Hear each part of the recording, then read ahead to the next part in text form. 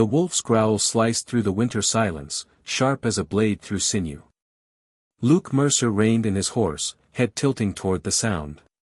The northern Arizona territory sprawled around him, vast, white, and unyielding under a bleak December sky. A second sound followed, a child's cry, high and human. Luke dismounted smoothly, Winchester rifle slipping from its saddle holster into steady hands. 3 years alone in this wilderness had taught him to move with purpose. Hesitation killed faster than cold. "Easy, Buck," he murmured to the horse. "Won't be long." His boots crunched through frost-hardened earth as he tracked the sounds through sparse juniper and scrub oak. The wind bit through his coat, carrying the scent of pine and imminent snow. In a clearing between rocks, he spotted them, 2 Apache girls, no older than 6 or 7, huddled against a boulder 10 yards away. A gaunt gray wolf circled, hunger in its yellow eyes. The older girl shielded her sister, one arm outstretched protectively. Luke raised the Winchester. The wolf sensed him, hackles rising as it turned.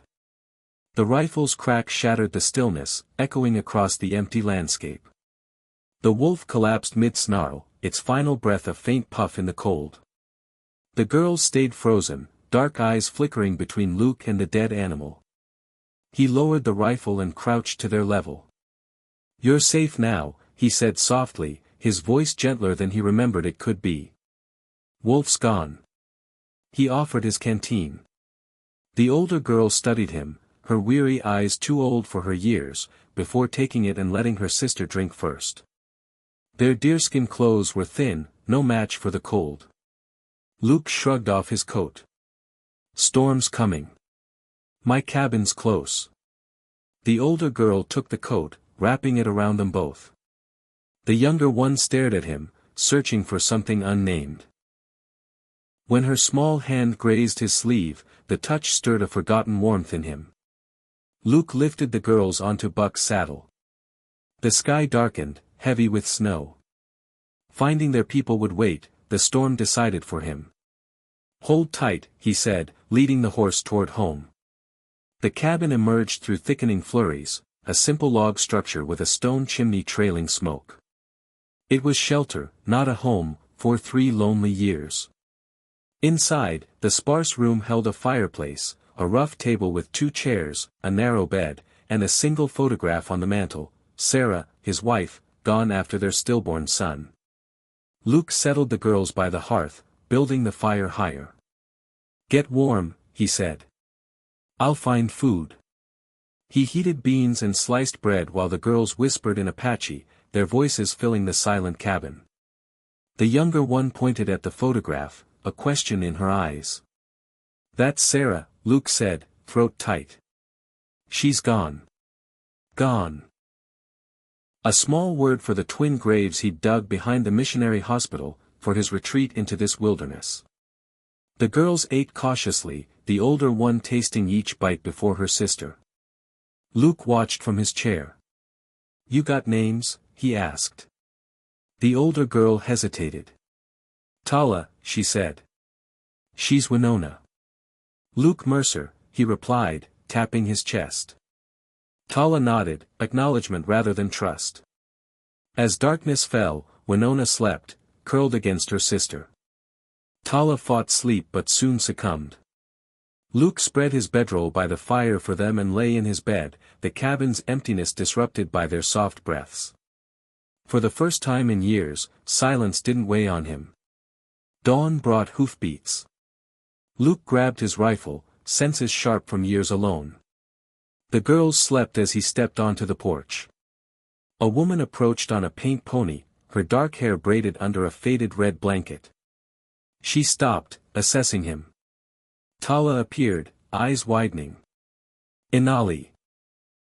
she cried, rushing with Winona to the woman, who knelt in the snow, embracing them. Their rapid Apache filled the air. The woman, Nia, looked up, meeting Luke's gaze. "You helped them," she said in careful English. "I'm Nia." Wolf had them cornered. "Brought them here," Luke said. Storm was coming. "The dead is mine," Nia said. Our way says a life saved must be repaid. No debt, Luke replied. Just did what was right. Nia studied him. You're alone here. 3 years, he said. My husband died fighting soldiers. My father was white. I belong nowhere now. She squared her shoulders. I offer service for my daughter's lives. Luke's jaw tightened. Don't work that way, ma'am. You don't owe me. You misunderstand, Nia said. I have nowhere to go. My people cast me out for mixed blood. White see only Apache. A woman alone dies here. Her voice stayed steady. This is survival. Luke glanced at the darkening horizon. Where you headed? North, to my husband's cousin near Colorado, she said. A long journey. Winter here, Luke said.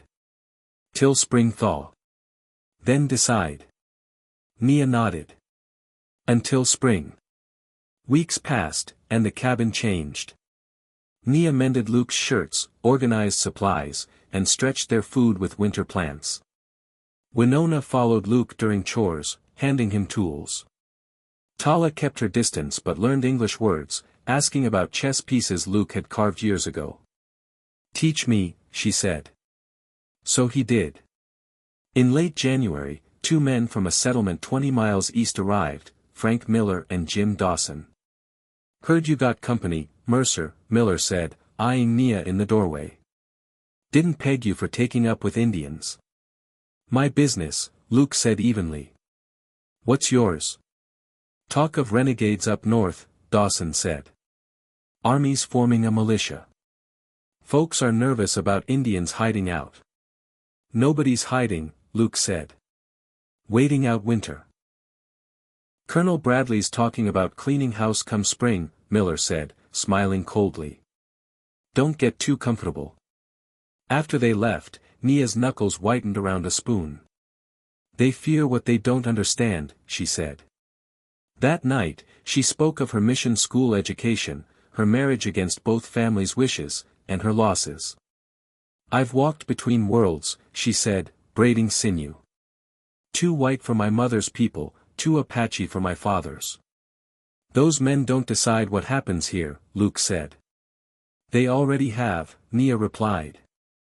They see what they expect. Over coffee, Luke asked, what do you see come spring? Nia met his gaze. Snow melting, paths opening or closing. My daughter's safe. What do you see? Luke didn't know yet, but the question stirred something new. A wolf's howl woke him before dawn. Nia was already up, bow in hand, guiding the girls to a corner. 5 wolves circled the corral where Buck snorted. They've watched for days, Nia said. Luke hadn't noticed. How'd you know?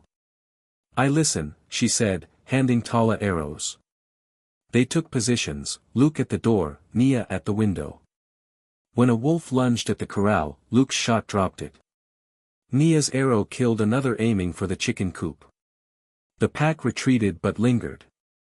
Then, riders appeared, Miller and 3 others. Thought we heard shooting, Miller called, eyeing Nia. Your squaw's handling things, but you got it under control. Do you? Luke asked, stepping forward. You've gone native, a bearded man said. Colonel says Indians belong on reservations. Those that ain't are fair game. These girls and their mother are under my protection, Luke said. Threaten them, you answer to me. Miller's face darkened. Choosing them over your kind. I'm choosing what's right, Luke said. Ride out. The riders left, their threats lingering. The wolves vanished too. Nia touched Luke's arm. They'll return. Reckon so, he said. When spring comes. Spring's just a season, Luke interrupted. Doesn't decide for us. Nia's fingers tightened on his sleeve. Us. He looked at the cabin, no longer just shelter. Us, he confirmed. April brought wildflowers through melting snow. The cabin bore signs of life: Tala's carvings, Winona's pine cones, Nia's drying herbs. On the porch, Luke mended a bridle while Nia sat beside him, watching Winona chase butterflies. "The path north is clear," Nia said. "The journey's possible." "That what you want?" Luke asked. "Want is a luxury," she said. "Survival was enough. Now I wonder what grows after winter." Her eyes met his. "What do you see, Luke?" "I was half alive," he said. "Then you and the girls came. This place is more now. If Miller returns, we'll face him. Together." Nia repeated, certain now. The next day, under a cottonwood, they exchanged promises with the girls as witnesses, no preacher, just words as binding as any vow. "You saved my daughters from wolves," Nia said. "And me from a life without hope." "No debt," Luke said. "Just choice." Years later, travelers spoke of the Crossroads cabin family, a quiet man, his Apache wife, their daughters who moved gracefully between worlds. Militia threats faded, perhaps deterred by Luke's resolve or the friends who visited. Within those walls, a rare home flourished, built not on blood but on hearts that chose to stay.